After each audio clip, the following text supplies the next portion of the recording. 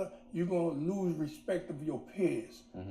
It shows that you don't really have respect for yourself when you can't make a decision in a crucial situation such as that. Do you see the athletes speaking up on this, or do you think they will? Let me tell you this. I think the athletes have a lot of concern about these issues, but I think it's a matter of courage, because you have to have courage, because people are more concerned not about right, but they're concerned about repercussion. And they have to throw repercussion to the wind and do what's necessary, because when you make a statement, it's not the statement that you're making is not for you.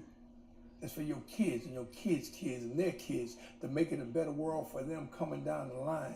I can't change what happened in 1936. I can't make an immediate change what's going to happen in 2013. Or, and for instance, I couldn't make an immediate change for what happened in 1968. But here we are in 2013. It made a significant change now relative to the way people think. It's better for my kids now. It's going to be better for their kids now. So these individuals, I can't tell them that you should boycott, because I don't agree with the boycott no more. And the reason I don't agree with the boycott is for two simple reasons. Because I equated the boycott parallel with an embargo against a nation. We put an embargo against a nation, the government don't get hurt. The people of that nation get hurt. The government is still doing business, they still making money. Then on the other side, a boycott of the Olympic Games. The Olympic people don't get hurt. Two elements, which are two most important elements, those are the ones that get hurt. The spectators, because they never get a chance to see the greatest perform. The athletes get hurt, because they've trained all their lives to perform and show their wares, and they don't have an opportunity.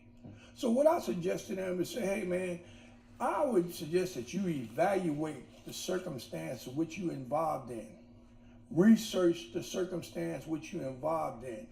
Search your soul and search your moral fiber to see whether you have conviction enough to bring your courage up and say, I'm gonna do what floats my boat. It's not about what John Carlos told him to do. It's not about me telling them this is my history. It's about whether you have enough in you to search out and find out the just cause in these things and stand fast to what you believe in.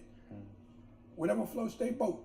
That's what they're gonna have to do, because that's what they're gonna have to live with. I want to go back and catch up with the chronology, but let me ask you just one question first, since we're on. We're back. Okay.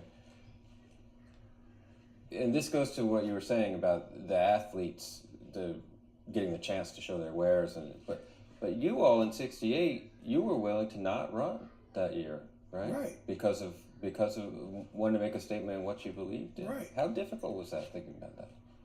Well, it wasn't difficult for me at all. It wasn't difficult for me at all, because I'll evaluate the Olympic Games as a track